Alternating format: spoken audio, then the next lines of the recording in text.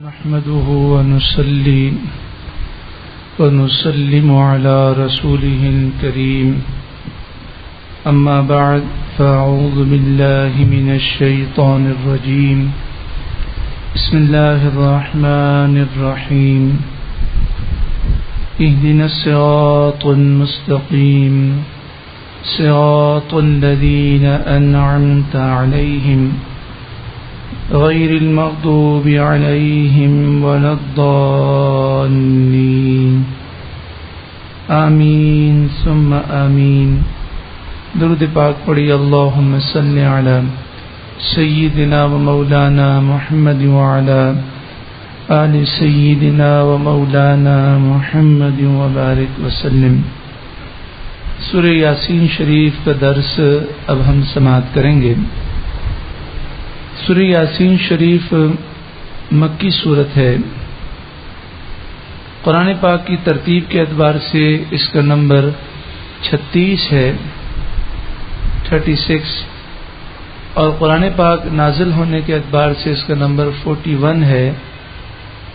اس میں 83 آیات ہیں اور 5 رکوع ہیں۔ یہ وہ سورہ مبارک ہے کہ نبی اکرم صلی اللہ علیہ وآلہ وسلم نے ارشاد فرمایا، اس سورت کو اپنے مردوں پر پڑھو۔ اور اس حدیث کی شرح میں یہ بیان ہوا، مردوں سے مراد یہ ہیں کہ جو انتقال کے قریب ہوں، نزا کی کیفیت میں ہوں، ان پہ پڑھو۔ تو اس سورہ مبارکہ کو جب کسی کا انتقال ہونے لگے تو پڑھنے کی بڑی فضیلت ہے، اس سے نزا کی کیفیتیں آسان ہوتی ہیں۔ دوسرا، مردوں پر پڑھو، اس سے مراد یہ بھی ہے کہ جب کسی کی قبر پر جائیں تو سورہ یاسین شریف پڑھیں۔ حدیث پاک میں ہے کہ ہر چیز کا دل ہوتا ہے، قرآن کا دل یاسین ہے۔ حدیث پاک میں یہ بھی ہے کہ جس نے یاسین شریف پڑھی اسے 10 قرآن پاک پڑھنے کا ثواب دیا جائے گا۔ جس نے صبح یاسین شریف پڑھی تو شام تک، شام کو پڑھی تو صبح تک، حدیث پاک میں ہے کہ اس کی ساری حاجتیں پوری کی جاتی ہیں۔ یاسین شریف جس نیت سے پڑھی جائے، جس حاجت سے پڑھی جائے، وہ حاجت پوری ہوتی ہے۔ یعنی مثال کے طور پر آپ کا کوئی کام بہت پھنسا ہوا ہے اور آپ پریشان ہیں، تو اس نیت سے سورہ یاسین شریف پڑھیں، آخر میں دعا کریں، انشاءاللہ تعالی وہ پریشانی دور ہوگی، وہ جائز حاجت پوری ہوگی۔ سورہ یاسین شریف کا درس سننے کا جو طریقہ ہے وہ طریقہ آپ جانتے ہی ہیں کہ جب بھی ہم قرآن پاک سنیں تو ہم یہ تصور کریں، اور حقیقت بھی یہی ہے کہ یہ اللہ کا کلام ہے۔ قرآن پڑھنے والا، قرآن سننے والا اللہ سے ہم کلام ہوتا ہے، اور یہ تصور کرنا چاہیے کہ اللہ تعالیٰ مجھ سے براہ راست وہ خطاب فرما رہا ہے، یہ بات میرے لیے ہے، اور میں اپنا جائزہ لوں، اپنے اندر تبدیلی پیدا کروں۔ ہماری بھی حاجتیں ہیں، ساری حاجتوں کو ہم دل میں رکھیں، خاص طور پر جو سب سے بڑی حاجت ہے وہ حاجت یہ ہے کہ ہماری جو زندگی کا مقصد ہے وہ مقصد ہے اللہ اور اس کے رسول کی رضا اور آخرت میں کامیابی۔ نفس و شیطان کے وار کے ہم شکار ہیں۔ تھوڑی دیر کے لیے، کچھ دیر کے لیے کوئی تبدیلی آتی ہے، پھر گناہوں میں پڑ جاتے ہیں۔ تو ہم یاسین شریف کا درس سنتے ہیں اس نیت کے ساتھ کہ اللہ تبارک و تعالی ہمیں ہمارے اس مقصد میں کامیابی عطا فرمائے، جو ہماری زندگی کا مقصد ہے کہ ہم اس دنیا سے اس حال میں جائیں کہ اللہ راضی ہو، اس کے محبوب راضی ہوں، اور اللہ تعالی ہمیں قبر و آخرت کی کامیابی نصیب فرمائے۔ اور یہ کب ہوگا؟ یہ اس وقت ہوگا جب ہمارا دل نرم ہو جائے گا، جب ہمیں اپنے گناہوں پر رونا آئے گا۔ سورہ یاسین شریف کا درس سنتے ہوئے ہم یہ بھی تصور کریں کہ ساری زندگی گزر گئی، کیسی گندی زندگی گزاری ہے، جس رب نے اتنی نعمتیں دی ہم نے اسی کی نافرمانی کی، جس محبوب صلی اللہ علیہ وسلم نے ہمارے لیے اتنی دعائیں کی اور آج بھی ان کی رحمتیں ہیں، ہم انہی کا دل دکھاتے ہیں۔ کیا ایسی گندی زندگی سے فائدہ؟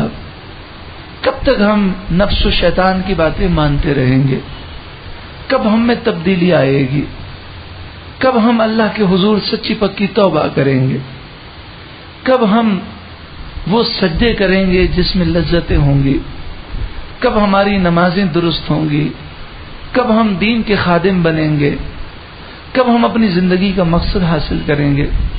اللہ تعالیٰ سورہ یاسین شریف کی برکتوں سے ہمارے ظاہر باطن کو روشن فرمائے اور ہم میں قرآنی انقلاب برپا فرما دے۔ یعنی یہ سورہ مبارکہ کا درس ایسا کرم ہو ہم پر کہ ہماری زندگیاں بدل جائیں۔ بسم اللہ الرحمن الرحیم، اللہ کے نام سے شروع جو بہت ہی زیادہ مہربان نہایت رحم کرنے والا۔ یاسین، یاسین حروف مقطعات ہیں اور بعض مفسرین کے مطابق یہ رسول اللہ صلی اللہ علیہ وسلم کا نام ہے۔ اعلی حضرت امام اہل سنت نے یہ ارشاد فرمایا کہ کسی بچے کا نام یاسین یا طٰہٰ رکھنا ہو تو غلام یاسین رکھیں، غلام طٰہٰ رکھیں، کیونکہ یاسین اور طٰہٰ رسول اللہ کا نام ہے، رسول اللہ کے نام ہیں، اور رسول اللہ کے جو نام ہیں ان کی دو قسمیں ہیں۔ ایک نام وہ ہیں جو نام ہم اپنے بچوں کے رکھ سکتے ہیں اور ہمیں اجازت ہے، اور کچھ نام رسول اللہ صلی اللہ علیہ وسلم کے وہ ہیں جو حضور کا خاصہ ہے، کسی اور کو یہ کہنا حرام ہے۔ تو ہم نہیں جانتے کہ یاسین اور طٰہٰ کے کیا معنی ہیں۔ یہ ان ناموں میں سے ہیں کہ جن کا نام ہم اپنے بچوں کے نام کو ان ناموں پہ رکھ سکتے ہیں، یا ان ناموں میں سے ہیں جو صرف رسول اللہ کا خاصہ ہے۔ تو اس لیے اعلیٰ حضرت کا فتویٰ یہ ہے کہ اگر کسی کا نام یاسین ہو بھی تو اسے غلام یاسین رکھیں، اس کا نام غلام طٰہٰ، کہ یاسین اور طٰہٰ یہ رسول اللہ کے مبارک نام ہیں۔ والقرآن الحکیم، حکمت والے قرآن کی قسم، انک لمن المرسلین، بے شک آپ ضرور رسولوں میں سے ہیں، علی صراط مستقیم، سیدھے راستے پر ہیں، تنزیل العزیز الرحیم، یہ قرآن عزیز، غالب، رحیم، مہربان پروردگار کی طرف سے اتارا ہوا ہے۔ کافروں نے اعتراض کیا اور ابو جہل نے یہ کہا کہ آپ رسول نہیں ہیں، آپ سیدھے راستے پر نہیں ہیں، اور یہ قرآن آپ نے خود بنایا ہے، رحمان نے نہیں اتارا۔ تو اللہ تعالیٰ نے سورہ یاسین شریف کو نازل فرمایا اور ان کی باتوں کا، سارے کافروں کی باتوں کا رد فرمایا۔ بے شک آپ ضرور رسولوں میں سے ہیں، سیدھے راستے پر ہیں، تنزیل العزیز الرحیم، غالب مہربان رب کی طرف سے یہ قرآن اترا ہوا ہے۔ لِتُنذِرَ قَوْمًا مَا أُنذِرَ آبَاؤُهُمْ، تاکہ آپ اس قوم کو ڈر سنائیں جن کے باپ داداؤں کو نہیں ڈرایا گیا، فَهُمْ غَافِلُونَ، پس وہ غافل ہیں۔ نبی اکرم صلی اللہ علیہ وآلہ وسلم کی آمد سے پہلے جو نبی و رسول آئے ہیں وہ حضرت عیسیٰ علیہ السلام ہیں۔ عیسیٰ علیہ السلام اور حضور کے درمیان 500 سال سے زائد فاصلہ ہے، تقریباً 600 سال کا فاصلہ ہے۔ تو 600 سال تک پوری دنیا میں کوئی نبی، کوئی رسول نہیں آئے۔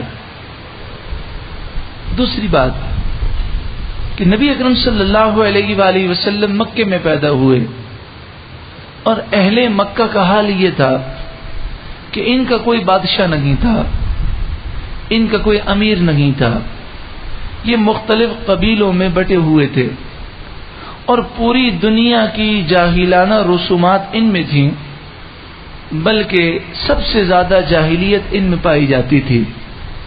اس کی وجہ یہ تھی کہ یہ آسمانی کتابوں سے دور تھے، توریت سے دور تھے، انجیل سے دور تھے، اور ہدایت سے بالکل دور رہے۔ کفار مکہ یعنی جو مکی لوگ تھے، ان میں نہ عیسائی تھے نہ یہودی تھے، یہ مشرک تھے، یہ کافر تھے۔ اور تیسری بات یہ کہ حضرت اسماعیل حضور کی آمد سے تقریباً 3000 سال پہلے تشریف لائے، پھر 3000 سال تک کوئی نبی کوئی رسول مکے میں مبعوث نہیں ہوئے۔ یوں تو کئی نبی کئی رسول حج کے لیے آئے، لیکن اہل مکہ کے لیے کوئی نبی اور کوئی رسول مبعوث نہیں ہوئے۔ تو یہ 3000 سال کا وہ فاصلہ تھا کہ یہ بالکل حق کی باتوں سے ان کے کان نہ آشنا تھے۔ تو فرمایا آپ اس قوم کو ڈر سنائے جن کے باپ داداؤں کو کئی پشتوں کو ڈر نہیں سنایا گیا، فہم غافلون، پس وہ غافل ہیں۔ اور غفلت کا کیسا عالم تھا، انسان کتنا بھی برا ہو، جس گھر کو اللہ کا گھر کہتا ہو اس کا احترام ضرور کرتا ہے، لیکن یہ خانہ کعبہ کو اللہ کا گھر کہتے، لیکن جب طواف کرنے جاتے تو پورے کپڑے اتار دیتے، سیٹیاں اور تالیاں مارتے ہوئے ننگے طواف کرتے۔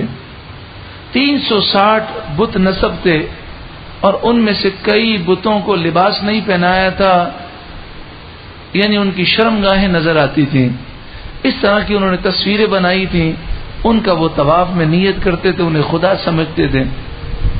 اور ان کا عالم یہ تھا کہ ان کی عورتیں رات میں اسی طرح ننگے ہو کر وہ طواف کرتے ہیں۔ جب وہ قربانی کرتے تو اتنے نادان اور اتنی جاہلیت کہ قربانی کا خون اور گوشت خانہ کعبہ کی دیواروں پر ملتے اور سمجھتے کہ قربانی اس طرح پہنچے گی۔ اپنی بچیوں کو قتل کرتے اور زندہ دفن کر دیتے۔ عام طور پہ مشہور تو یہی ہے کہ وہ بیٹیوں کو قتل کرتے، لیکن تاریخ میں یہ بات بھی موجود ہے کہ اہل مکہ میں ایسے لوگ بھی تھے کہ جب بچے بھی زیادہ ہو جاتے، بیٹے بھی زیادہ ہو جاتے تو اس کو بھی مار دیتے کہ اتنے ساروں کو ہم کیسے کھلائیں گے۔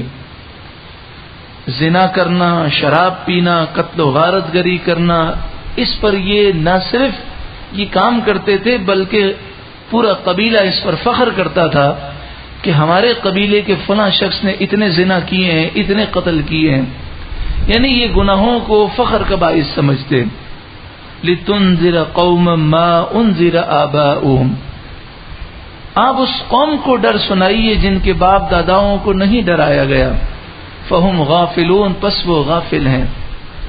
لَقَدْ حَقَّ الْقَوْلُ عَلَىٰ أَكْثَرِهِمْ، بے شک ان کی اکثریت پر قول ثابت ہو چکا، فَهُمْ لَا يُؤْمِنُونَ، پس یہ ایمان نہیں لائیں گے۔ یعنی اکثر کا حال یہ ہے کہ ان کے دل مردہ ہیں اور یہ ایمان نہیں لائیں گے، یعنی اکثر مریض لا علاج ہو چکے ہیں۔ لیکن جو ایمان لائے، اس قرآن نے اس قوم کو جو پوری دنیا کی سب سے بڑی جاہل قوم تھی، بے تہذیب تھی، اس قرآن نے اس قوم کو دنیا کی سب سے اچھی قوم بنا دیا۔ تو اس سے معلوم ہوا کہ یہ قرآن وہ انقلابی کتاب ہے کہ اگر مسلمان اس کا دامن تھام لے تو دنیا کی سب سے اچھی قوم بن جائے گا، جس طرح پہلے مسلمانوں کو اللہ نے عزت دی اس قرآن کی وجہ سے۔ اِنَّا جَعَلْنَا فِي أَعْنَاقِهِمْ أَغْلَالًا، بے شک ہم نے ان کی گردنوں میں طوق ڈال دیے، فَهِيَ إِلَى الْأَذْقَانِ، تو یہ طوق ان کی تھوڑیوں تک ہیں، فَهُمْ مُقْمَحُونَ، پس وہ منہ اٹھائے ہوئے ہیں۔ آپ نے دیکھا ہوگا کسی شخص کو کہ کوئی بیماری ہوتی ہے تو بیماری کی وجہ سے گردن میں وہ ایک پٹا باندھتے ہیں۔ بعض لوگوں کو ڈاکٹر وہ پٹا بہت بڑا باندھ دیتے ہیں اس کی چوڑائی اتنی زیادہ ہوتی ہے کہ اس کی وجہ سے تھوڑی تک وہ پٹا پہنچا ہوا ہوتا ہے، اس کی وجہ سے اس کو گردن جھکانے میں یا یوں سمجھیے چہرہ جھکانے میں مشکل ہوتی ہے۔ تو یہاں ایک مثال سے سمجھایا گیا کہ ان کی گردن میں غرور، تکبر، کفر و شرک کے توق اور یہ جہنم کی آگ کے توق ہیں، اور یہ توق اتنے بڑے بڑے ہیں کہ تھوڑی تک پہنچے ہوئے ہیں۔ اس وجہ سے یہ اپنے سر کو نہیں جھکاتے، یعنی اے محبوب یہ اللہ کے حضور جھکتے نہیں ہیں، قرآن سن کر بھی ان کا غرور کم نہیں ہوتا، تو آپ رنجیدہ نہ ہوں، یہ گردن میں جو توق پڑے ہوئے ہیں یہ انہیں جھکنے نہیں دیتے۔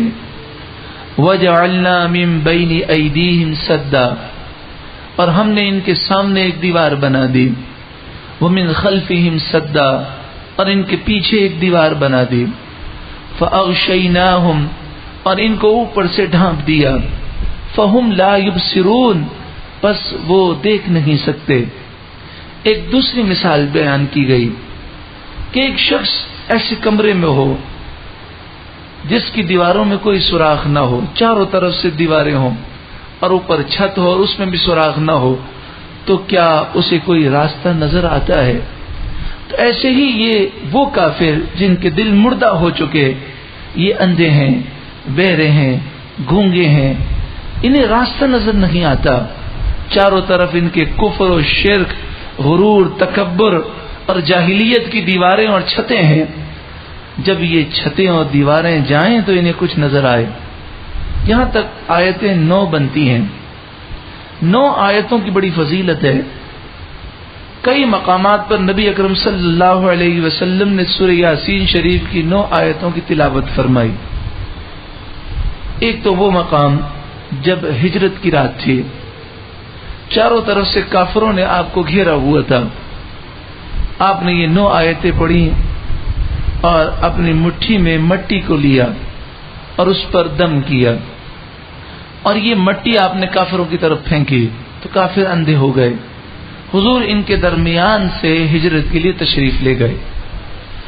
دوسرا مقام حنین کا مقام ہے، اور اسی طرح بدر کے بارے میں روایت ہے کہ بدر کے موقع پر بھی آپ نے یاسین شریف کی آیتیں پڑھ کر مٹھی پر دم فرمائی اور کافروں کی طرف پھینکی تو وہ بھاگے۔ حنین میں بھی ایسا ہوا۔ تو یہ آیتیں جو ہیں بڑی فضیلت کی حامل ہیں۔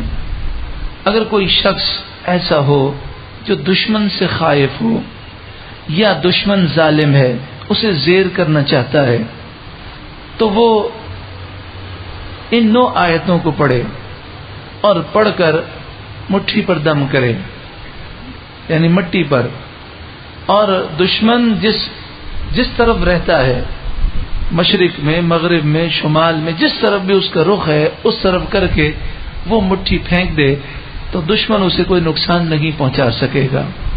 اسی طرح یہ 9 آیتیں جہاں پر کوئی ظالم کا خوف محسوس ہو، یہ 9 آیتوں کی تلاوت کی جائے، خاص طور پر یہ آخری آیت وَجَعَلْنَا مِن بَيْنِ أَيْدِيهِمْ سَدًّا وَمِنْ خَلْفِهِمْ سَدًّا فَأَغْشَيْنَاهُمْ فَهُمْ لَا يُبْصِرُونَ۔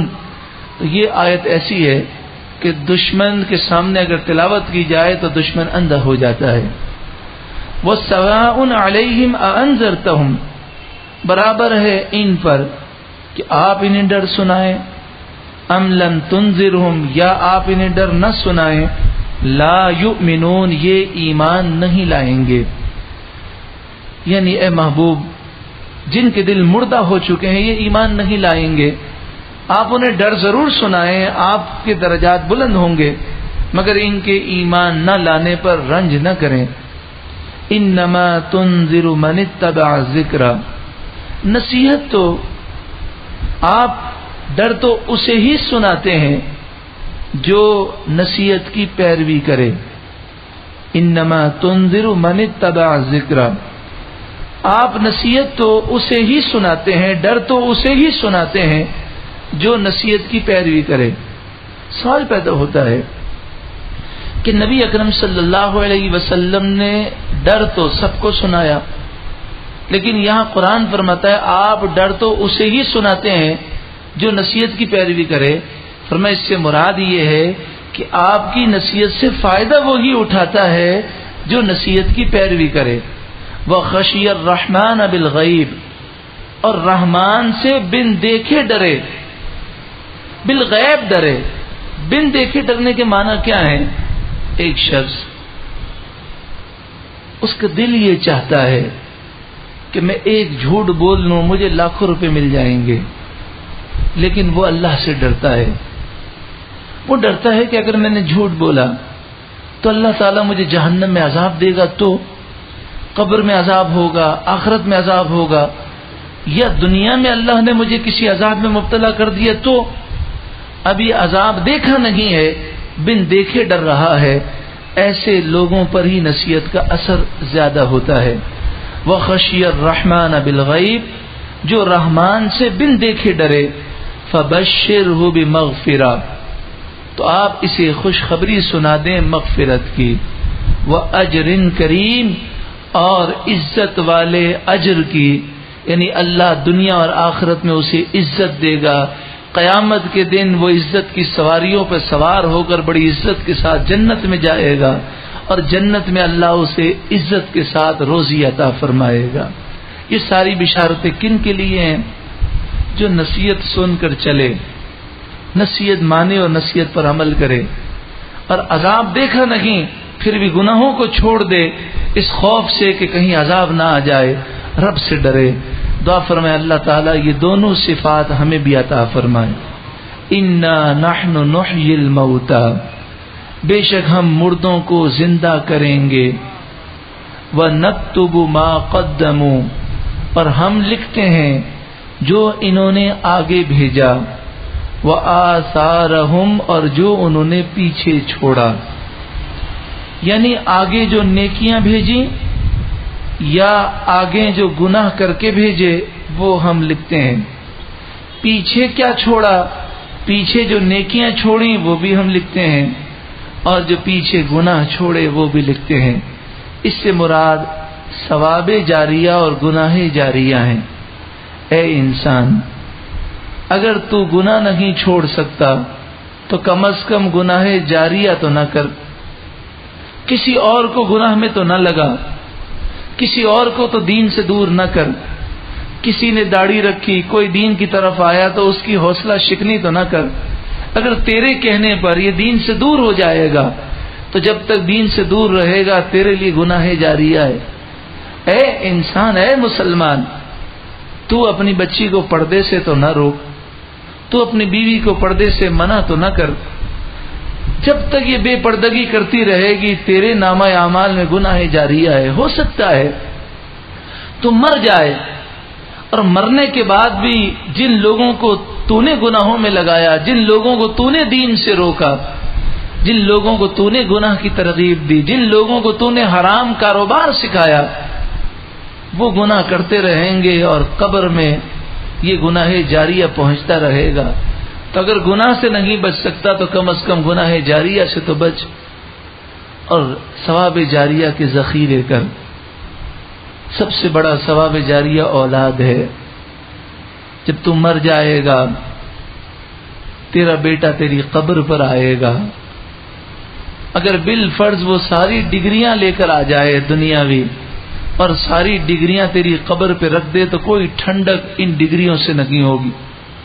تو نے اپنے بیٹے کو فیکٹری کا مالک بنا دیا ہے، یہ نوٹیں گن رہا ہے، لیکن بتا اس کے نوٹیں گننے سے، عیاشیوں سے اور دولت کمانے سے، بتا تیری قبر میں کیا رحمت پہنچے گی، کیا راحت پہنچے گی، تجھے قبر میں کیا کام آئے گا. ارے جس اولاد کی تو نے تربیت نہیں کی، یہ تو تیرے مرنے کے بعد تجھے سنت کے مطابق غسل بھی نہیں دے سکتے، ارے سنت کے مطابق تجھے کفن بھی نہیں پہنا سکتے. ارے یہ تیری اولاد تو تجھے نماز جنازہ کے اندر ان کو دعائیں بھی یاد نہیں. ارے تیری اولاد کیا تجھے ایصال ثواب کرے گی، یہ تو فجر بھی نہیں پڑھتی، کہاں سے یہ نفلیں پڑھے گی. ارے کبھی قرآن کھولتی نہیں، یہ تجھے 10-20 قرآن پاک پڑھ کر کہاں ایصال کرے گی. ارے یہ تیری زندگی میں تجھے پوچھتی نہیں ہے، تو یہ تیری اولاد تیرے مرنے کے بعد رو رو کر تیری مغفرت کے لیے کیا دعا کرے گی. پیارے آقا صلی اللہ علیہ وآلہ وسلم نے فرمایا مرنے کے بعد انسان کے اعمال منقطع ہو جاتے ہیں، لیکن آپ نے چند اعمال کا ذکر فرمایا.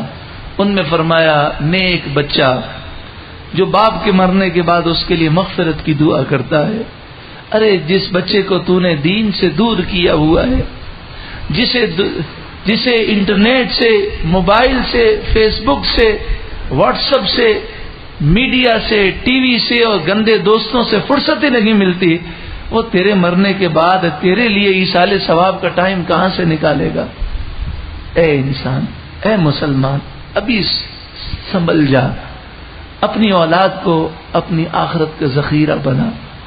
ارے تو ان چھوٹے چھوٹے بچوں کو یہ سمجھتا ہے کہ یہ میرے بڑھاپے میں سہارا بنیں گے بڑے ہو کر؟ ارے جو رب کے نافرمان ہیں تیرے فرمانبردار کیسے بنیں گے؟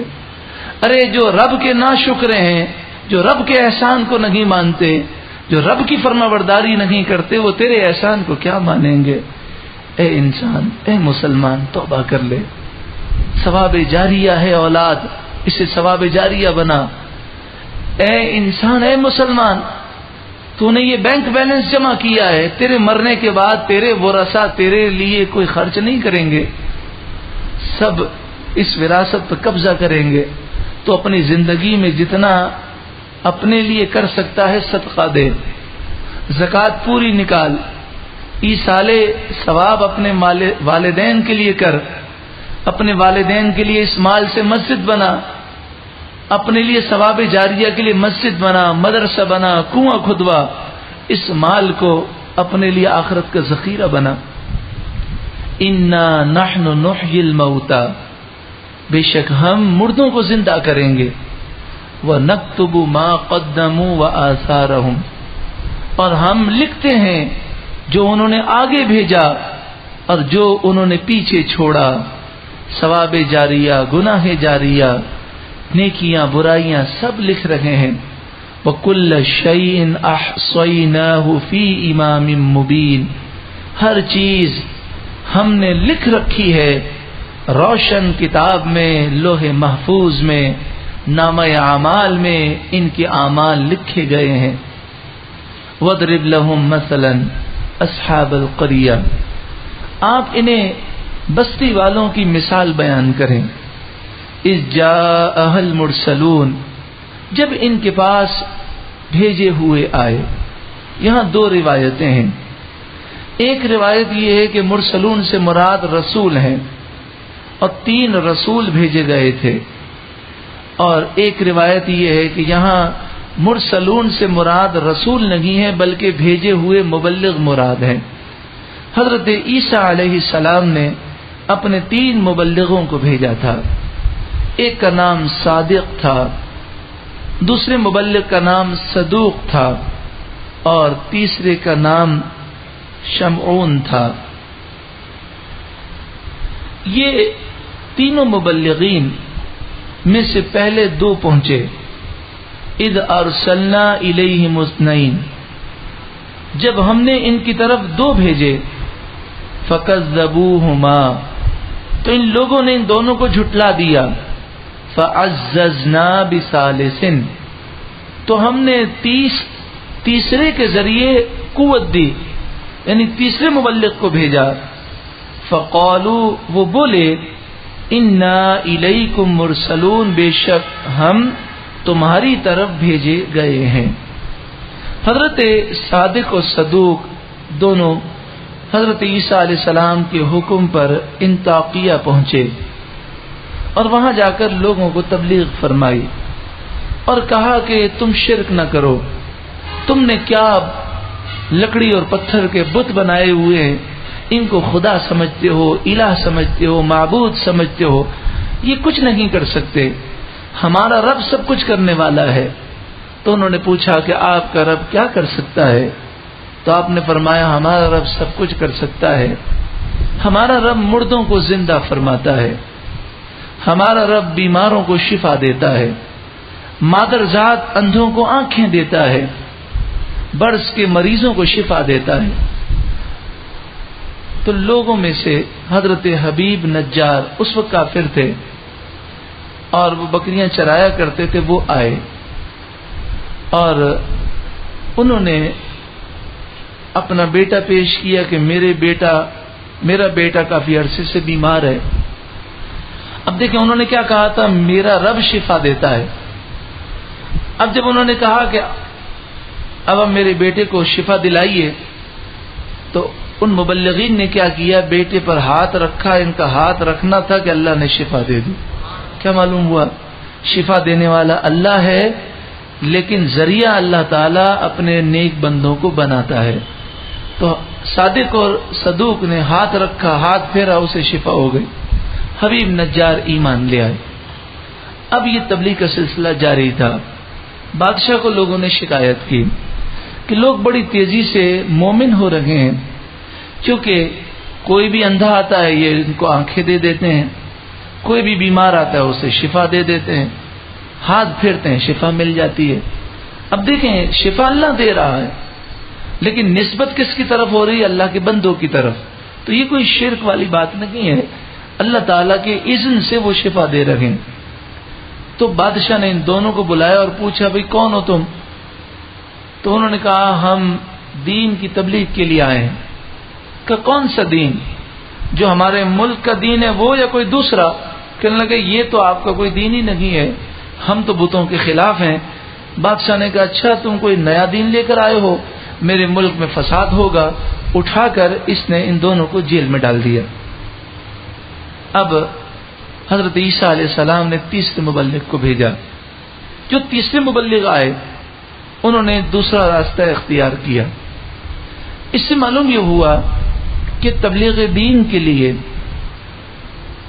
ضرورتاً مختلف راستے اختیار کیے جا سکتے ہیں، اور حالات اور ملکی قانون اور جو مسائل ہیں اس کے مطابق انسان کو چاہیے کہ وہ اپنا جوش بھی رکھے، ولولہ بھی رکھے، اور جیسے بھی حالات ہوں وہ دین کی خدمت کرتا رہے۔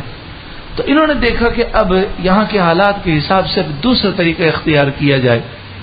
انہوں نے یہ کیا کہ یہ پہلے گئے بادشاہ کے وزیروں کے پاس، اور ان کو یہ نہیں کہا کہ میں دین کی تبلیغ کے لیے آیا ہوں، ان سے بڑی حکمت کی باتیں کی اور دوستی کر لی اور تحفے تحائف دیے، وہ ان کے دوست ہو گئے۔ بادشاہ کے سارے مشیروں کو دوست کیا، اس طرح یہ بادشاہ کا قرب انہوں نے پا لیا۔ اب جب بادشاہ کے پاس گئے اور بادشاہ سے انہوں نے حکمت بھری باتیں کہیں، بادشاہ ان سے متاثر ہو گیا اور بادشاہ نے ان کو اپنا خاص مشیر بنا لیا۔ جب بالکل بادشاہ کے قریب ہو گئے تو یہ بادشاہ کا موڈ دیکھنے لگے۔ ایک دن بادشاہ بڑا خوش تھا ان سے، ان کی حکمت بھری باتوں سے۔ تو انہوں نے بادشاہ کا موڈ دیکھ کر کہا اے بادشاہ، آپ تو بڑے سمجھدار معلوم ہوتے ہیں، مجھے پتہ چلا ہے کہ 2 شخص آئے تھے اور آپ نے ان کو گرفتار کر کے جیل میں ڈال دیا ہے، یہ گرفتاری کی وجہ کیا تھی؟ بادشاہ کہنے لگا پتہ نہیں، کوئی خاص وجہ نہیں تھی، بس یہ آئے اور جب انہوں نے نئے دین کی بات کی تو مجھے غصہ آ گیا، میں نے جیل میں ڈال دیا۔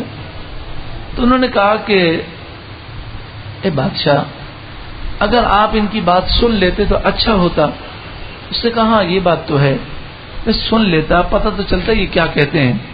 تو کہا کہ آپ ایسا کریں ان کو بلا لیں۔ تو بادشاہ ان دونوں کو بلایا۔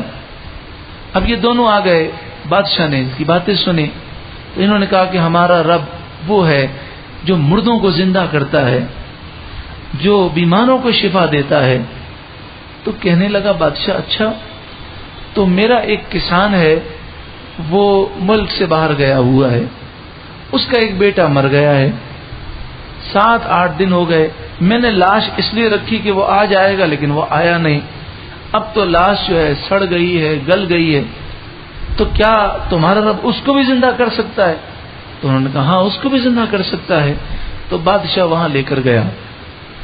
جب یہ مبلغین پہنچے تو انہوں نے ان پر ہاتھ پھیرا، اس پر ہاتھ پھیرا اور کہا قم باذن اللہ، اللہ کے اذن سے کھڑا ہو جا۔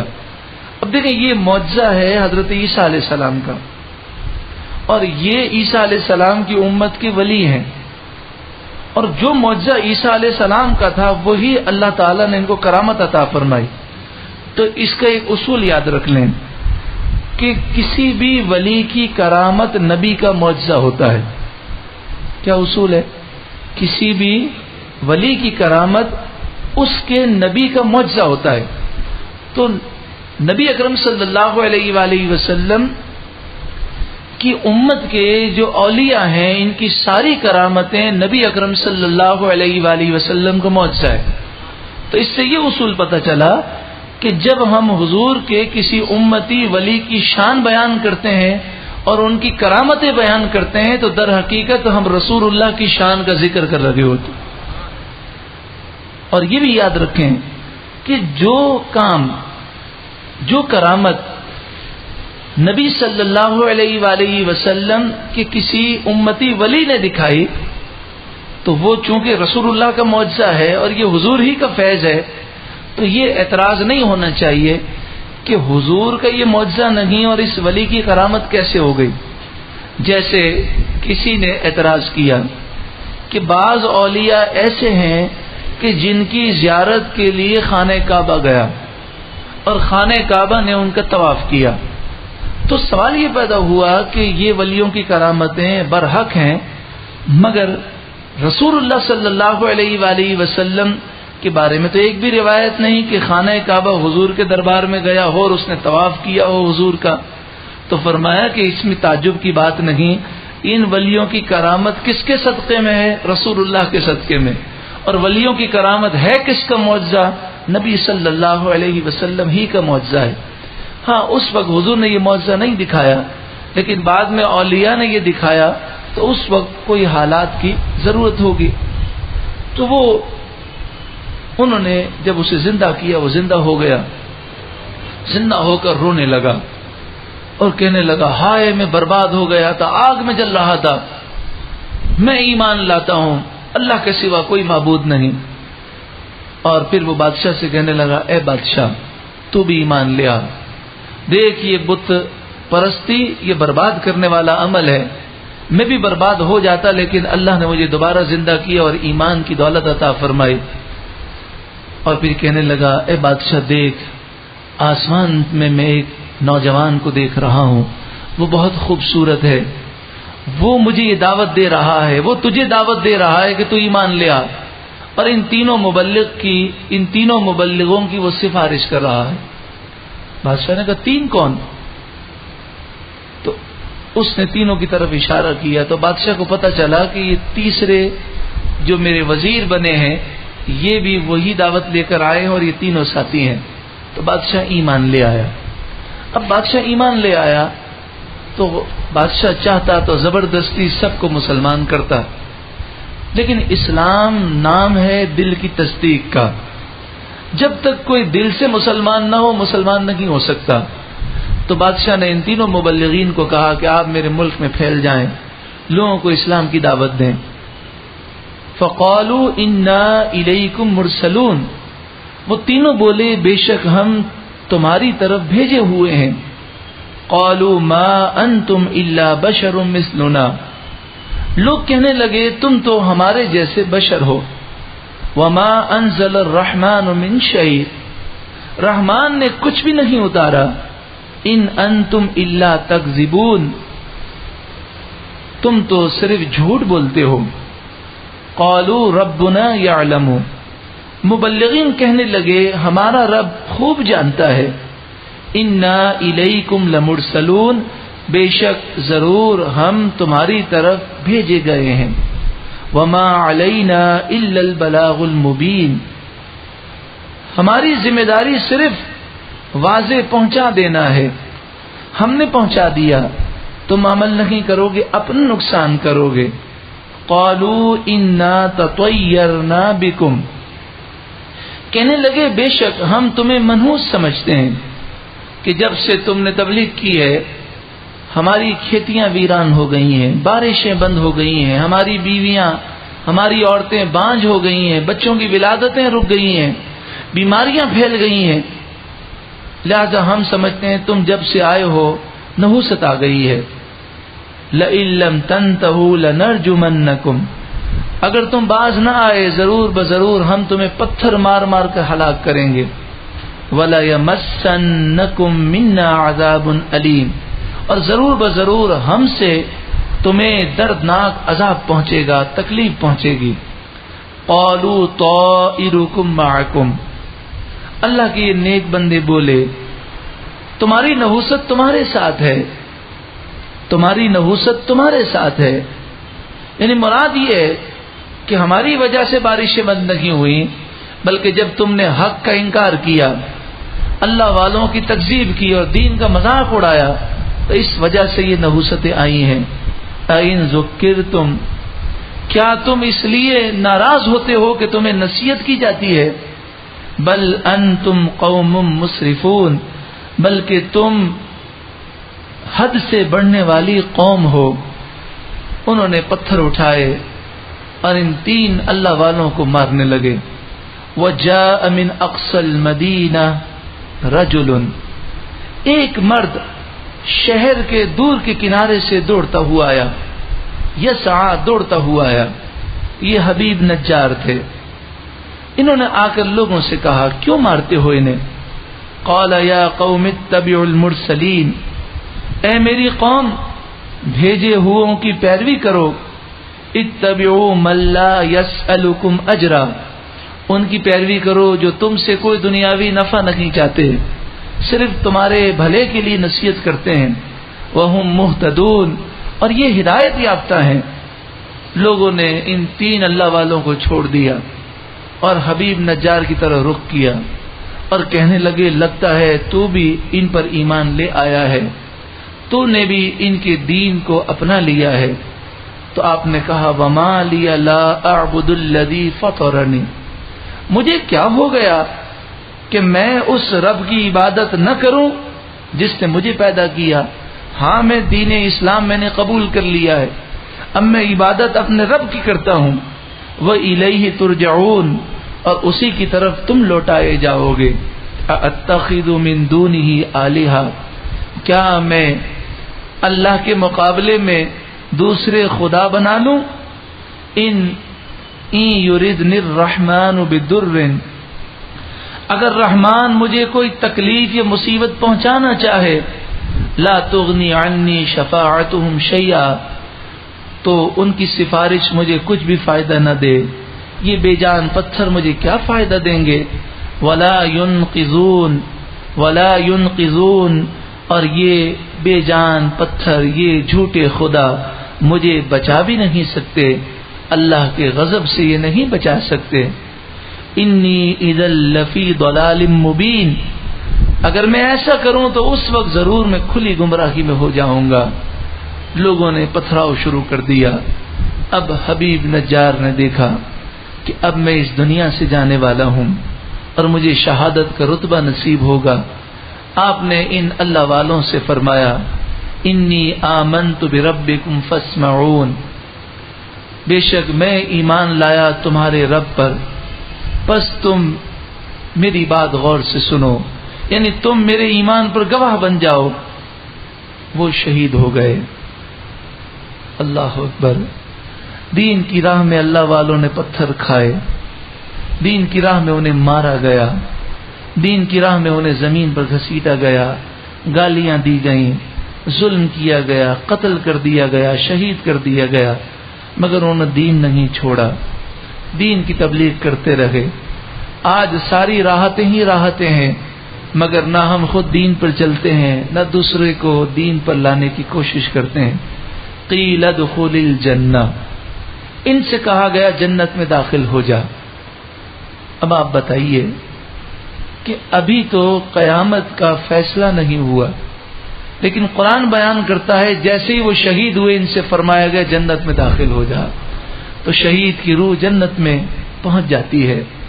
قال یا لیت قومی یعلمون، انہوں نے شہادت کے بعد کہا کاش میری قوم جانتی، بما غفر لی ربی، کہ میرے رب نے مجھے بخش دیا، وجعلنی من المکرمین، اور مجھے عزت والوں میں کیا، وما انزلنا علی قومی من بعدی من جند من السماء، ہم نے اس کے بعد اس قوم کو ہلاک کرنے کے لیے آسمان سے کوئی لشکر نہیں اتارا.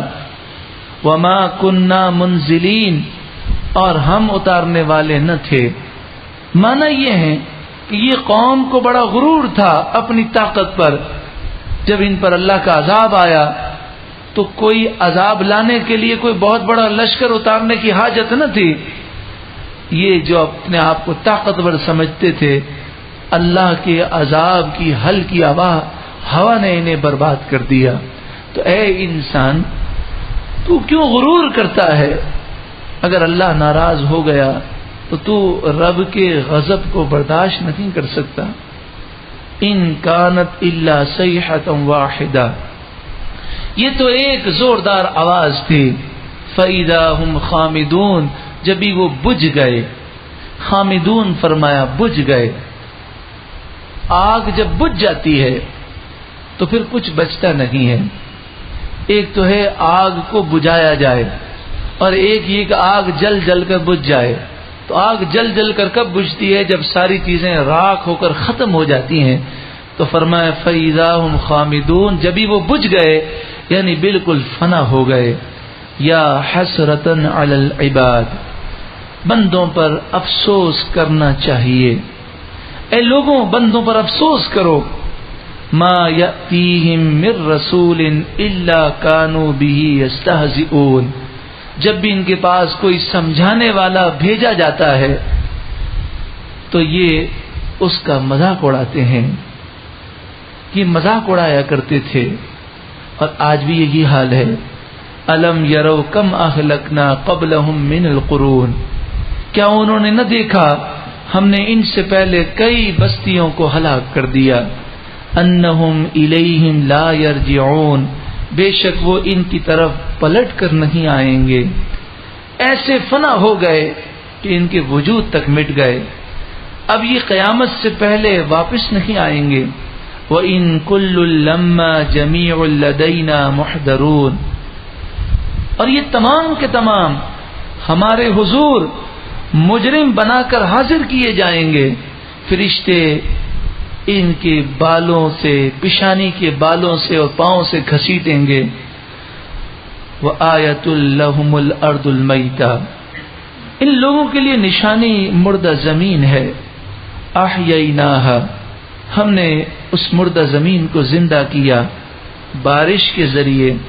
وَأَخْرَجْنَا مِنْهَا حَبًّا، اور اس مردہ زمین سے اناج اگایا.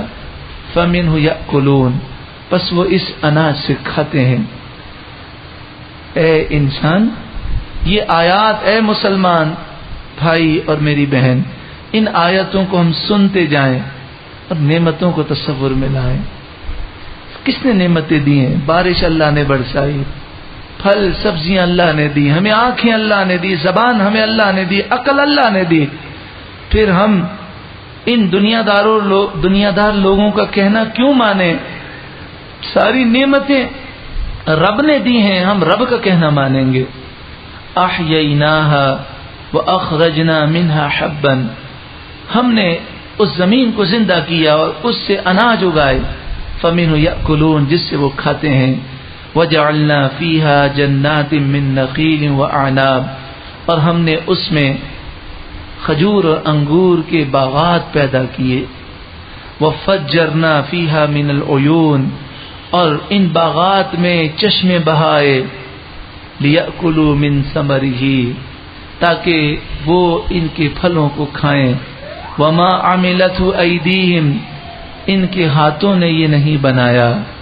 ہمارا ہاتھ تو صرف یہ ہے کہ بیج لیتے ہیں، زمین کھودتے ہیں، بو دیتے ہیں، پانی اس پر بہا دیتے ہیں. اے بیج بونے والے، یہ بیج تجھے کس نے دیا؟ اے زمین کھودنے والے، یہ زمین کس نے بنائی؟ اے پانی ڈالنے والے، یہ پانی کہاں سے آیا؟ اور پھر یہ پودا کس نے بنایا؟ اس میں رنگ کس نے دیے؟ اس پھل کو ذائقہ کس نے دیا؟ خوشبو کس نے دی؟ یہ لذتیں کس نے دیں؟ وما عملتہ ایدیہم، یہ ان کے ہاتھوں نے نہ بنائے. افلا یشکرون، کیا وہ شکر نہیں کریں گے؟ اے اللہ، ہم تیرا شکر کرتے ہیں. اے اللہ، ہم تیری نعمتوں کا اقرار کرتے ہیں. اے اللہ، ہمیں تیری فرما برداری کی توفیق عطا فرما۔ اے مالک ہم تیرا شکر کرتے ہیں، سورہ یاسین کا صدقہ عطا فرما، ہم سچی پکی توبہ کرتے ہیں، ہمیں توبہ پر استقامت عطا فرما۔ سبحان الذی خلق الازواج کلھا مما تنبت الارض، پاک ہے وہ ذات جس نے ہر چیز کے جوڑے بنائے، ہر اس چیز کے جوڑے بنائے جو زمین اگاتی ہے۔ آج سائنسدان کہتے ہیں کہ درختوں میں بھی مذکر مؤنث ہیں، آج سائنسدان کہتے ہیں کہ پودوں میں بھی نر مادہ ہے۔ ارے قرآن تو 1400 سال پہلے بیان فرما رہا ہے، ہر وہ چیز جسے زمین اگاتی ہے اس میں ہم نے جوڑے بنائے، وَمِنْ أَنفُسِهِمْ، اور خود ان کی جانوں کے جوڑے بنائے، مرد عورت، وَمِمَّا لَا يَعْلَمُونَ، اور ان چیزوں کے بھی جوڑے بنائے جن چیزوں کو وہ جانتے نہیں ہیں۔ اس زمانے میں لوگ بیکٹیریا کو، وائرس کو اور اس طرح کے جراثیم کو نہیں جانتے تھے، لیکن آج لوگوں نے جان لیا۔ جب دریافت ہوئی تو لوگ کہتے تھے ان میں نر اور مادہ نہیں، لیکن پھر یہ دریافت ہو گئی کہ ان جراثیم میں بھی نر مادہ ہے، ہر چیز میں نر مادہ ہے، پازیٹیو نیگیٹو ہے۔ فرمایا وَمِمَّا لَا يَعْلَمُونَ، یعنی بہت سی ایسی چیزیں ابھی بھی ہیں جن چیزوں کو ہم جانتے نہیں ہیں، اگلے دور میں وہ دریافت ہوں گی، ان چیزوں کے بھی جوڑے ہیں۔ وَآیَةٌ لَهُمُ اللَّيْلُ، اور ان کے لیے ایک نشانی رات ہے، نَسْلَخُ مِنْهُ النَّهَارَ، اس سے ہم دن کھینچ لیتے ہیں، جیسے ایک کالی چیز ہو، اس پر سفید کپڑا ہو، جب وہ سفید کپڑا ہٹا دیا جائے تو کالا ہی کالا نظر آتا ہے، تو پتہ چلا کہ رات اصل ہے اور اللہ تعالیٰ دن کا اس پر لباس عطا فرماتا ہے۔ جب وہ لباس اتر جاتا ہے تو پھر رات ہی رات ہوتی ہے۔ فَإِذَا هُمْ مُظْلِمُونَ، جبھی وہ اندھیروں میں ہوتے ہیں۔ وَالشَّمْسُ تَجْرِي لِمُسْتَقَرٍّ لَهَا، اور سورج وہ چل رہا ہے اپنے مستقر کے لیے، اپنے مدار میں چلتا ہے، اور ایک وقت تک چلتا رہے گا، جب قیامت آئے گی تو فنا ہے۔ 1400 سال پہلے قرآن نے کہہ دیا کہ سورج چل رہا ہے، سائنسدانوں نے انکار کیا، قرآن کا مذاق اڑاتے رہے دہریہ قسم کے لوگ کہ قرآن تو کہتا ہے سورج چلتا ہے، سورج تو رکا ہوا ہے، لیکن موجودہ سائنسدانوں کو ماننا پڑا کہ سورج بھی چلتا ہے، چاند بھی چلتا ہے۔ اب رہ یہ بات گئی کہ یہ کہتے ہیں زمین بھی چلتی ہے، لیکن اعلیٰ حضرت امام اہل سنت نے قرآن و حدیث کی تعلیمات سے یہ ثابت کیا کہ زمین ساکن ہے، اور اعلیٰ حضرت امام اہل سنت کو اللہ تبارک و تعالی نے بڑا علم عطا فرمایا، اور آپ نے قرآن و حدیث سے یہ مسئلہ بیان کیا کہ قرآن و حدیث میں یہ عقیدہ ہے کہ زمین ساکن ہے، تو ہمارا یہ عقیدہ ہے کہ آج نہیں تو کل، چند صدیوں کے بعد، ہو سکتا ہے 100-200 سال کے بعد، سائنسدان بھی اس بات کو مانیں گے کہ زمین بھی چلتی ہے، لیکن ابھی یہ کہتے ہیں زمین بھی چلتی ہے، سورج بھی چلتا ہے۔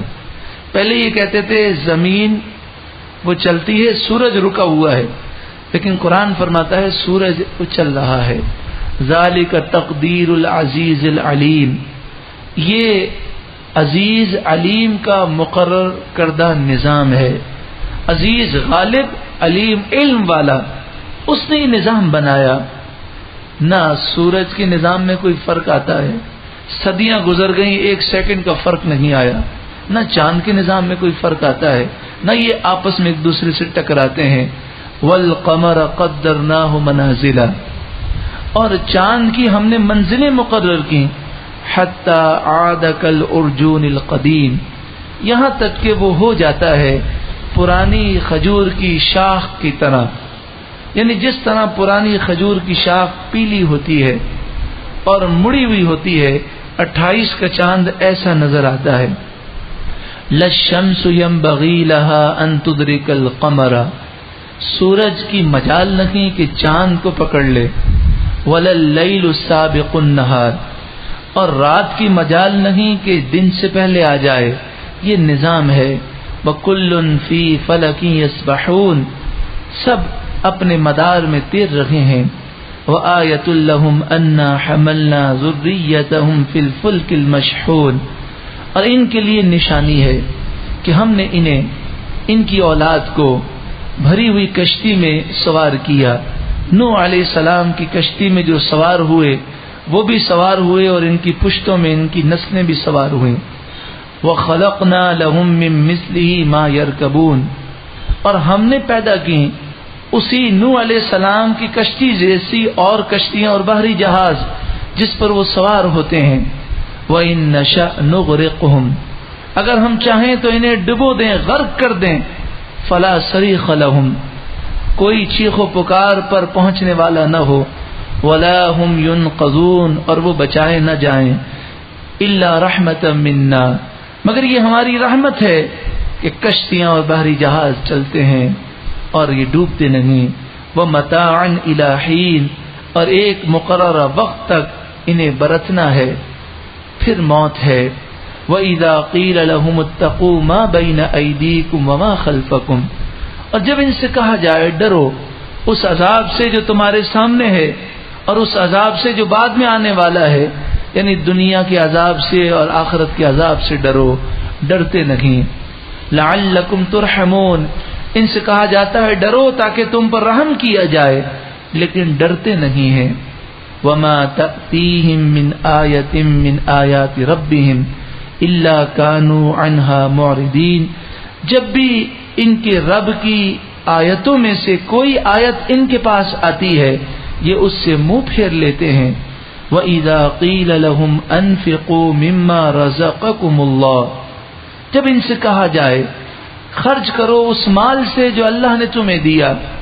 قَالَ الَّذِينَ كَفَرُوا لِلَّذِينَ آمَنُوا تو کافر کہتے ہیں ایمان والوں سے أَنُطْعِمُ مَن لَّوْ يَشَاءُ اللَّهُ أَطْعَمَهُ کیا ہم اسے کھلائیں کہ جسے اگر اللہ چاہتا تو خود کھلا دیتا. دین کی بات سن کر مذاق اڑانا کافروں کا طریقہ ہے.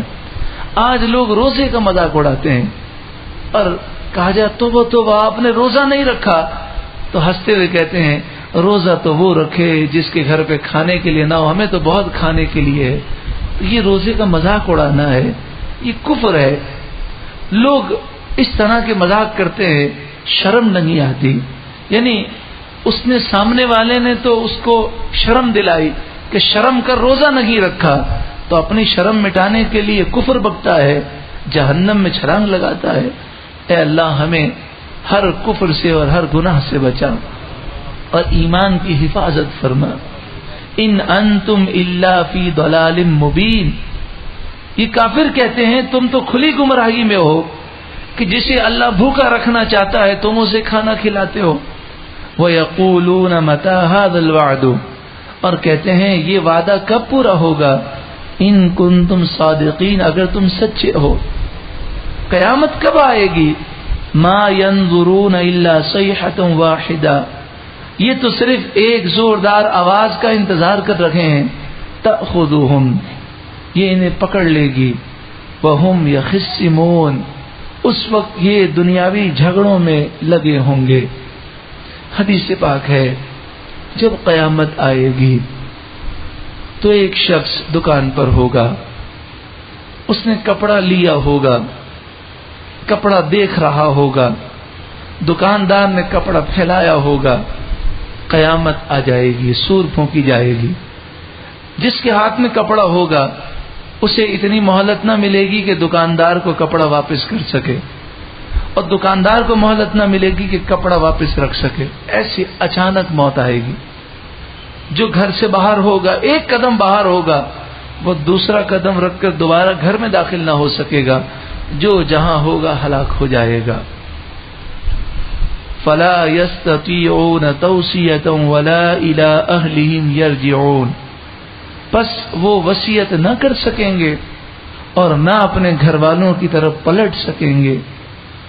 وَنُفِخَ فِي الصُّورِ اب جو مناظر سورہ یاسین میں بیان کیے گئے، جس کا دل زندہ ہے، جس کا دل نرم ہے، وہ یہ سن کر روتا ہے، اور اس کا دل روتا ہے کہ ہائے افسوس میں نے اس قیامت کے لیے کوئی تیاری نہیں کی. مجھے نہیں معلوم میرا حشر مجرموں کے ساتھ ہوگا یا نیکوکاروں کے ساتھ ہوگا. بظاہر تو میں مجرم ہوں، وَنُفِخَ فِي الصُّورِ، اور دوسری سور پھونکی جائے گی، فَإِذَا هُم مِّنَ الْأَجْدَاثِ إِلَى رَبِّهِمْ يَنْسِلُونَ، جبھی وہ اپنی قبروں سے نکلیں گے اپنے رب کی طرف دوڑیں گے۔ حدیث پاک میں ہے جب قیامت میں قبریں کھلیں گی اور لوگ نکلیں گے تو ایک پکارنے والا کہے گا آؤ رب کی طرف، اس پکار میں وہ ہیبت اور خوف ہوگا کہ کسی کی جرت نہ ہوگی کہ وہ رک سکے، لوگوں کا اپنے جسم پر قابو نہ رہے گا اور رب کے دربار کی طرف بھاگیں گے۔ حدیث پاک میں ہے وہ برہنہ ہوں گے، لباس ان کے جسم پر نہیں ہوگا۔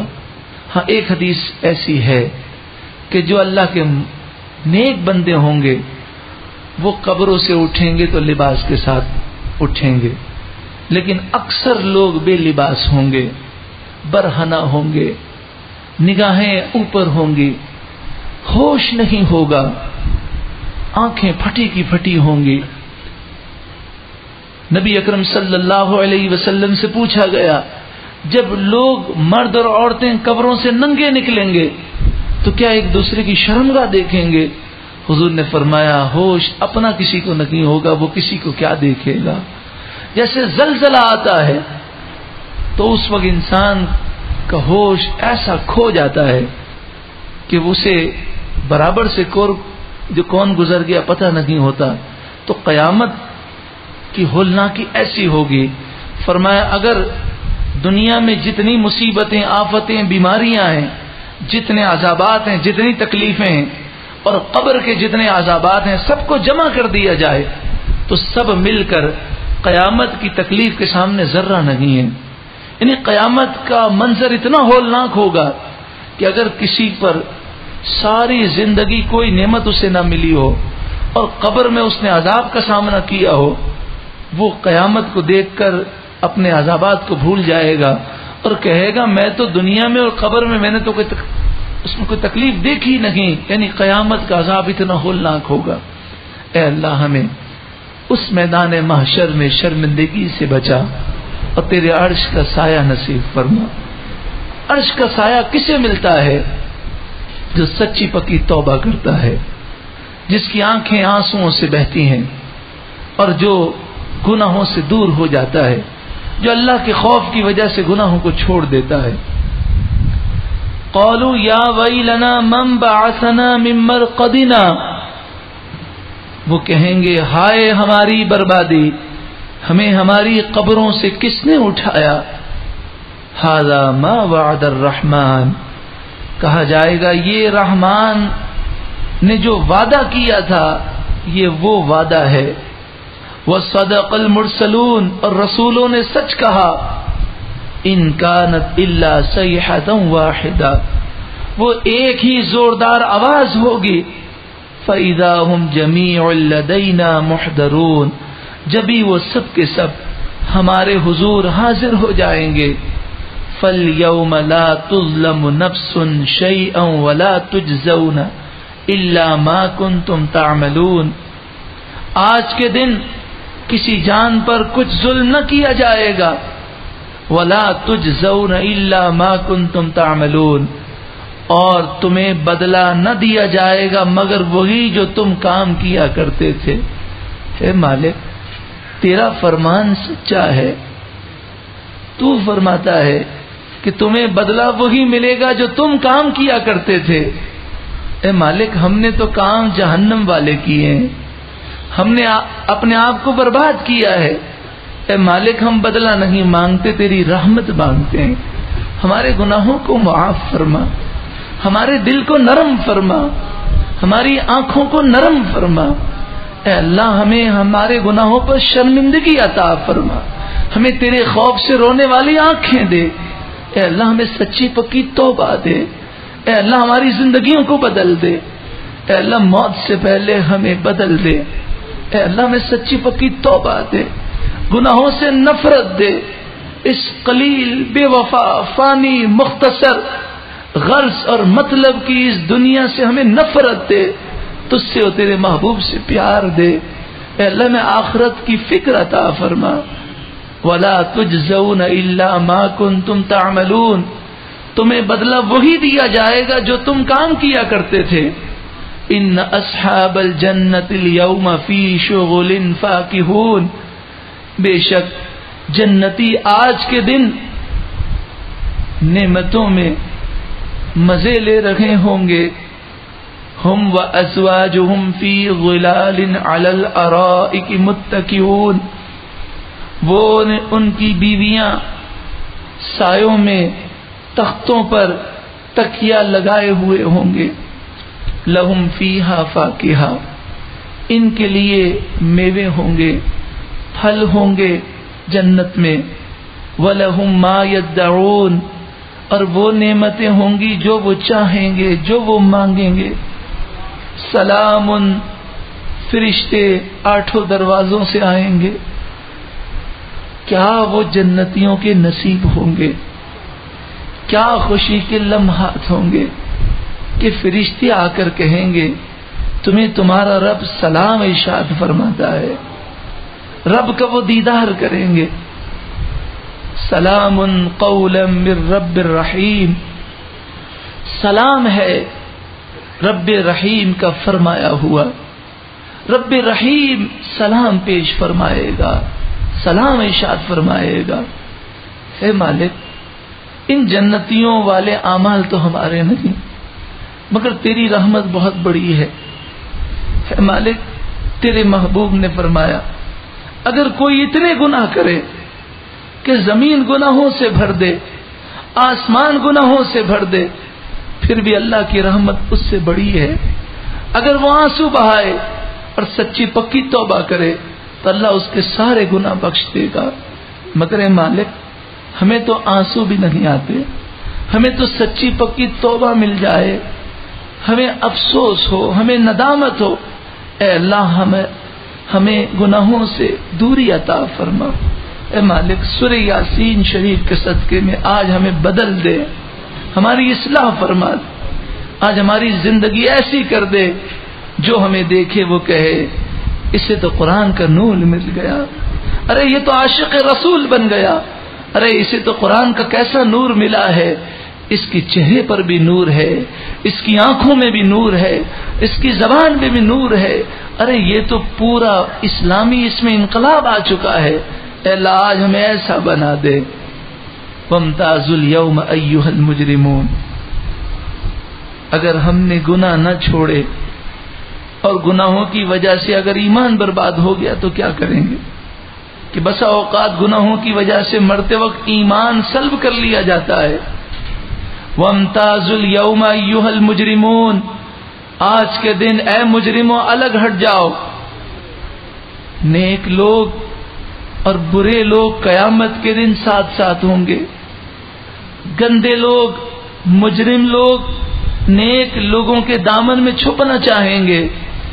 فرشتے آئیں گے، ان کو بالوں سے پکڑیں گے، پیشانی کے بالوں سے اور پاؤں سے گھسیٹیں گے.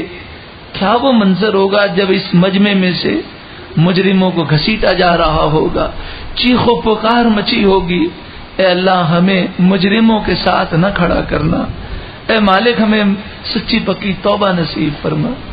الم اعہد الیکم یا بنی آدم، کہا جائے گا، اللہ فرمائے گا کہ اے بنی آدم، اے انسان، کیا میں نے تم سے عہد نہ لیا تھا اللہ تعبدوا الشیطان، کہ تم شیطان کا کہنا نہ ماننا. انہ لکم عدو مبین، بے شک وہ تمہارا کھلا دشمن ہے. وان اعبدونی، اور کیا میں نے تم سے یہ عہد نہ لیا تھا کہ میرا کہنا ماننا، میری عبادت کرنا. ھذا صراط مستقیم، یہ سیدھا راستہ ہے. وَلَقَدْ أَضَلَّ مِنْكُمْ جِبِلًّا كَثِيرًا، اور بے شک تم سے پہلے، بے شک شیطان نے تم میں سے بہت ساری مخلوق کو ہلاک کر دیا، گمراہ کر دیا. افلم تکونوا تعقلون، تو کیا تمہیں عقل نہ تھی؟ هذه جہنم التي كنتم توعدون، اب جہنمی جہنم کے کنارے جمع ہیں. اللہ اکبر، تصور نہیں کیا جا سکتا اس عذاب کا. کہا جائے گا یہ جہنم ہے جس کا تم سے وعدہ کیا جاتا تھا. اسلوہ الیوم بما کنتم تکفرون، جو تم ناشکری کرتے تھے، کفر کرتے تھے، آج کے دن تم اس جہنم میں جاؤ۔ الیوم نختم علی افواہہم، آج تو اے انسان تو معزز بنتا ہے۔ فرمایا آج کے دن، قیامت کے دن کیا ہوگا؟ فرمایا آج کے دن ہم ان کے منہ پر مہر لگا دیں گے۔ وَتُكَلِّمُنَا أَيْدِيهِمْ، ان کے ہاتھ ہم سے باتیں کریں گے۔ وَتَشْهَدُ أَرْجُلُهُمْ، ان کے پاؤں گواہی دیں گے۔ بِمَا كَانُوا يَكْسِبُونَ، ان گناہوں کی جو وہ کیا کرتے تھے۔ جسم کا ذرہ ذرہ گناہوں کی گواہی دے رہا ہوگا۔ وَلَوْ نَشَاءُ لَطَمَسْنَا عَلَىٰ أَعْيُنِهِمْ، اگر ہم چاہیں تو ان کی آنکھیں مٹا دیں۔ فَاسْتَبَقُوا الصِّرَاطَ، پھر یہ کہاں سے راستے کی طرف لپکیں گے، پھر وہ راستے کی طرف لپکیں۔ فَأَنَّىٰ يُبْصِرُونَ، تو کہاں سے وہ دیکھیں گے؟ یعنی اے گناہگار، اے کافر، اے مشرک، اے رب کا مقابلہ کرنے والے، بتا جس رب نے آنکھیں دی ہیں وہ لے لے تو کیا کرے گا؟ وَلَوْ نَشَاءُ لَمَسَخْنَاهُمْ عَلَىٰ مَكَانَتِهِمْ، اگر ہم چاہیں تو انہیں ان کے مقام پر ہی مسخ کر دیں، ان کی شکلیں بدل دیں۔ فَمَسْتَطَاعُوا مُضِيًّا وَلَا يَرْجِعُونَ، تو نہ وہ بدلہ لے سکیں، نہ پلٹ سکیں، گھر سے باہر جائیں شکلیں بدل جائیں، جب واپس آئیں تو گھر والے نہ پہچان سکیں اور انہیں گھر سے نکال دیں، در بدر کی یہ ٹھوکریں کھائیں۔ لیکن ہماری رحمت ہے، اللہ فرماتا ہے، انہیں اللہ کی یہ رحمت ہے کہ ڈھیل دی گئی ہے۔ وَمَن نُعَمِّرْهُ نُنَكِّسْهُ فِي الْخَلْقِ، ہم جسے لمبی عمر دیتے ہیں اسے پیدائش میں الٹا کر دیتے ہیں۔ یعنی یہ بتایا گیا کہ اللہ جو چاہے کر سکتا ہے۔ جوان آدمی جب بوڑھا ہوتا ہے کمزور بچے کی طرح ہو جاتا ہے۔ افلا یعقلون، کیا وہ عقل نہیں رکھتے؟ وما علمناه الشعر وما ينبغي له، ہم نے اس محبوب کو بیہودہ شعر گوئی نہیں سکھائی اور نہ یہ ان کے لائق ہے۔ ان هو الا ذکر وقرآن مبین، یہ تو نصیحت ہے اور یہ روشن قرآن ہے۔ لینذر من کان حیا، تاکہ یہ قرآن اسے نصیحت کرے جو زندہ ہو، جس کا دل زندہ ہو۔ وَيَحِقَّ الْقَوْلُ عَلَى الْكَافِرِينَ، اور کافروں پر بات پوری ہو جائے۔ اولم يروا انا خلقنا لهم مما عملت ايدينا انعاما فهم لها مالكون، کیا انہوں نے نہ دیکھا کہ ہم نے ان کے لیے وہ جانور پیدا کیے جس کے یہ مالک ہیں۔ مما عملت ایدینا، یہ ان چیزوں میں سے ہیں جو ہم نے پیدا کیے، یعنی ہم نے اپنی قدرت سے پیدا کیے، ان لوگوں نے نہیں بنائے۔ وَذَلَّلْنَاهَا لَهُمْ فَمِنْهَا رَكُوبُهُمْ، ہم نے ان جانوروں کو ان کے سامنے عاجز کر دیا تو یہ ان پر سوار ہوتے ہیں، ان جانوروں کو ان کے لیے نرم کر دیا۔ وَمِنْهَا يَأْكُلُونَ، اور اس سے وہ کھاتے ہیں۔ وَلَهُمْ فِيهَا مَنَافِعُ وَمَشَارِبُ، ان کے لیے ان جانوروں میں نفع کی چیزیں ہیں، ان جانوروں سے فائدہ اٹھاتے ہیں، کاروبار کرتے ہیں، اور پینے کی چیزیں ہیں یعنی دودھ ہے۔ افلا یشکرون، کیا وہ شکر نہیں کرتے؟ واتخذوا من دون اللہ آلہہ، ان مشرکوں نے اللہ کے مقابلے میں جھوٹے خدا بنا لیے۔ لعلہم ینصرون، تاکہ ان کی مدد کی جائے۔ لا یستطیعون نصرہم، یہ جھوٹے خدا ان کی مدد کی طاقت نہیں رکھتے۔ وہم لہم جند محضرون، یہ جھوٹے خدا ان کے ساتھ مجرم بنا کر لشکر کی صورت میں حاضر کیے جائیں گے۔ فلا يحزنک قولہم، اے محبوب آپ ان کی باتوں پر رنجیدہ نہ ہوں۔ انا نعلم ما یسرون وما یعلنون، بے شک ہم خوب جانتے ہیں جو وہ چھپاتے ہیں اور جو وہ ظاہر کرتے ہیں۔ اولم یر الانسان، کیا انسان نے نہ دیکھا، کیا سوچا نہیں انسان نے؟ انا خلقناہ من نطفہ، بے شک ہم نے اسے پانی کی ایک بوند سے پیدا کیا۔ فاذا هو خصیم مبین، جبھی وہ بڑا جھگڑالو ہے، یعنی اپنی پیدائش کو بھول گیا اور رب کے سامنے مقابلے کے لیے کھڑا ہوتا ہے۔ ابو جہل سرکار کی بارگاہ میں آیا گلی سڑی ہڈی لے کر اور اس کو ریزہ ریزہ کرتے ہوئے کہنے لگا، کیا رب اللہ اسے بھی زندہ کرنے پر قادر ہے؟ وَضَرَبَ لَنَا مَثَلًا، ہمارے لیے مثالیں بیان کرتا ہے، ہمارے لیے مثال بیان کرتا ہے۔ وَنَسِيَ خَلْقًا، اور اپنی پیدائش کو بھول گیا۔ قَالَ، کہنے لگا، مَن يُحْيِي الْعِظَامَ وَهِيَ رَمِيمٌ، کون ہڈیوں کو زندہ کرے گا جبکہ وہ ہڈیاں ریزہ ریزہ ہو گئیں۔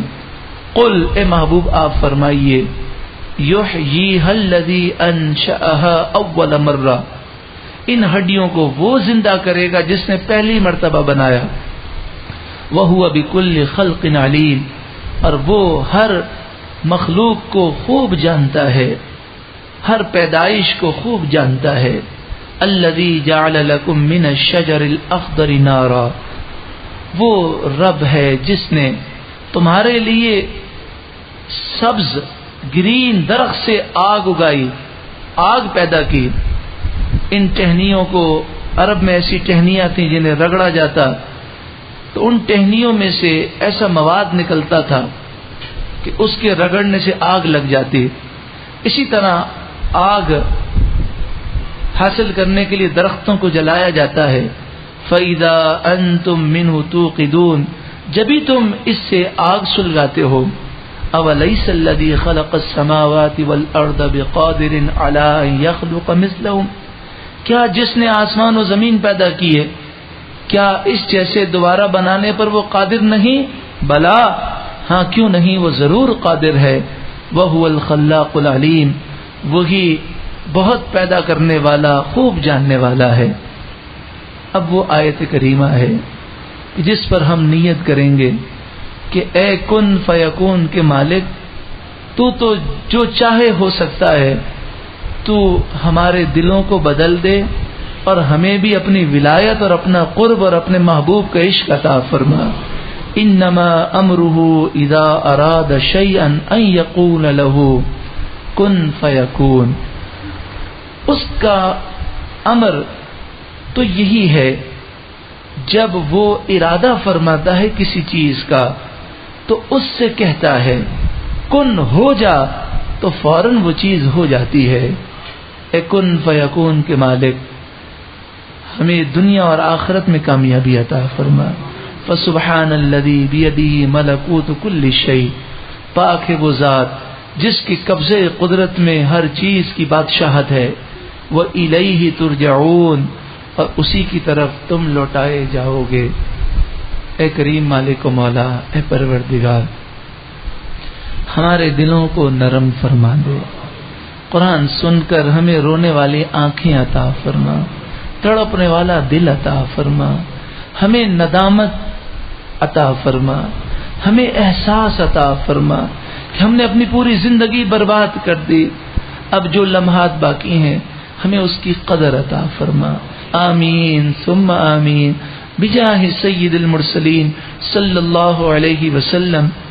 ان اللہ وملائکتہ یصلون علی النبی یا ایہا الذین آمنوا صلوا علیہ وسلموا تسلیما۔ اللہم صل علی سیدنا محمد بن عبد اللہ ما ضاق امر الا وفرجہ اللہ صلی اللہ علیہ وآلہ وسلم برحمتک یا ارحم الراحمین۔